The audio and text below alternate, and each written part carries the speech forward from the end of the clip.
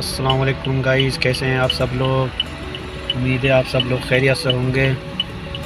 तो भाई लोगों, हमारे कने एक मैसेज आया है ज़ुबैर भाई का। वो चाहते हैं कि हम उनकी कहानी आप लोगों को बताएं। वो चाहते हैं कि उनकी कहानी सब लोगों को पता चले और आप लोग उस कहानी को आगे भी बढ़ाएं, ताकि मतलब ये है कि आपके आसपास में कोई गरीब हो, परेशान हाल हो, तो आप लोग खुद भी उसकी हेल्प करें। और मकसद ये है कि औरों से भी, अपने यार दोस्तों से भी उसकी हेल्प कराएं। इस कहानी को ज़्यादा से ज़्यादा आगे बढ़ाना उनकी यही मर्ज़ी है। यही चाहकर उन्होंने मेरे पास अपनी रिकॉर्डिंग छोड़ी है, मैसेज छोड़ा है अपना। तो वो अपनी बात कहना चाहते हैं आप लोगों को। आप लोगों को क्या बताना चाहते हैं कि उनके रामपुर के रहने वाले हैं ज़ुबैर भाई। उनके वालिद का नाम है हनीफ़। उनके वालिद चलाते थे रिक्शा। वो रिक्शा नहीं, क्या कहते हैं, तो ठेली चलाया करते थे। तो इतने गरीब थे बेचारे बेहिसाब कि उनके यहाँ एक टाइम का खा लिया तो दूसरे टाइम के लाले पड़ते थे। तो वो चाहते हैं कि उनकी कहानी मैं आप लोगों को बताऊं। ठीक है, अगर वो चाहते हैं तो मैं ज़रूर उनकी कहानी आप लोगों को बताऊंगा। आप लोग सुनिए और आगे भी बढ़ाइए इंशाल्लाह। तो उनका कहना है कि भाई, मेरे घर में इतनी गरीबी थी बेहिसाब के मेरे वालिद ठेली चलाते थे। ठेली चलाने के बावजूद 50 गज़ के मकान है का 50 गज़ के जगह में मकान बना हुआ है उनका। उस मकान के अंदर 2 चचा रहते हैं, उनके वालिद रहते हैं, एक चचा रहते हैं। तो उसके अंदर भी मतलब मकान भी कच्चा बना हुआ था उनका बेहिसाब के। बरसात होती थी तो टपकता था बहुत। तो उनके वालिद ने किसी से कुछ करा, किसी से कुछ करा, थोड़ा थोड़ा करके ईंटें जमा करी। ईंटें जमा करने के बाद में थोड़ा थोड़ा पैसा कर्ज उधार करके इकट्ठा करने के बावजूद इन्होंने पासपोर्ट लगा दिया अपना, ज़ुबैर भाई ने, कि यार पापा ऐसा है, तुम घर का करो, मैं पासपोर्ट लगाता हूँ, जब तक हो सकता है अल्लाह हमारी फेर दे। जब उन्होंने पासपोर्ट लगाया तो पासपोर्ट लगाने के बाद में पता ये चलता है कि उन्होंने 10,000 रुपये दे दिए। 3-4 महीने ऐसे गुजर गए, घर भी नहीं बना था। खैर, सामान वो इकट्ठा थोड़ा थोड़ा करके बेचारे इकट्ठा कर रहे थे। तो उन्होंने 1 महीने 2 महीने जब गुजर गए तो एजेंट का फ़ोन आता है, बोला ऐसा है आपकी वीज़ा आ गई है, मेडिकल कराने आप चले जाओ और पासपोर्ट ले जाओ अपना। तो वो जाने के बाद में मेडिकल करा के आया बेचारे ज़ुबैर भाई।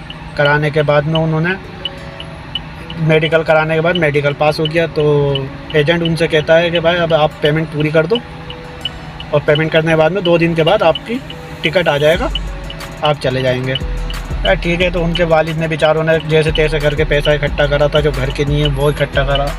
जो ईंटें मंगा के रखी थी उन्होंने बेचारों ने अपने घर को सही करने के लिए, तो उन्होंने वो ईंटें बेची।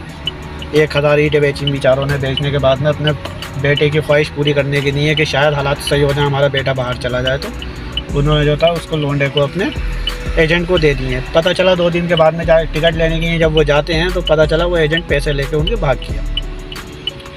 अब वो तो भाग गया भाई। 5-6 महीने फिर ऐसे गुजारे उन्होंने। फिर कर्ज उधार करा, एक हमदर्द उनके मिल गए। तो उन्होंने कहा ऐसा है, तुम्हें जाने का शौक़ ही है तो मैं आपका पासपोर्ट मतलब ये है कि मैं लगाता हूँ, मैं वीज़ा दिलवाता हूँ तुम्हें। तो उन्होंने लगाया, बेचारों ने पासपोर्ट लगाया। लगाने के बाद में उनकी कहानी बन गई। फ़िलहाल वो चले गए जैसे तैसे करके, उनको भेज दिया गया कर्ज उधार करके। जब सऊदी पहुँचते हैं, वो सऊदी जाने के बाद में सऊदी में एजेंट ने यहाँ कहा था, मतलब ये कि जुम्मा शनिचर छुट्टी होगी, तो उनको तो जुम्मा शनिचर तो छोड़ो, ईद की भी छुट्टी कोई नहीं मिली। रमज़ान में वो गए थे तो ईद की भी छुट्टी कोई नहीं मिली। जब महीना होता है, जब सैलरी मांगी गई तो सैलरी पे कंपनी ने ये कह दिया भाई सैलरी अभी नहीं मिलेगी, अकामा बनेगा जब मिलेगी। तो अकामे में 3-4 महीने उन्होंने खरीद दिए। खाने के पैसे देते रहे, हालांकि खाने के पैसे देते उन्होंने 6 महीने गुजार दिए ऐसे भाई।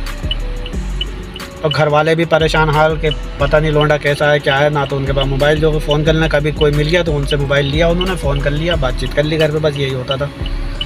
बेचारे 6 महीने तक इतने परेशान रहे वो वहाँ पे सऊदी में।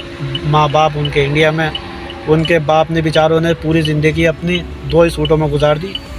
एक सूट उनका नया बना हुआ था बेचारों का, तो वो ईद पे सिर्फ वही पहनते थे। ईद पे वो सूट नया वाला बनवा के रख रखा था उन्होंने, वो पहना करते थे। बाकी ये था कि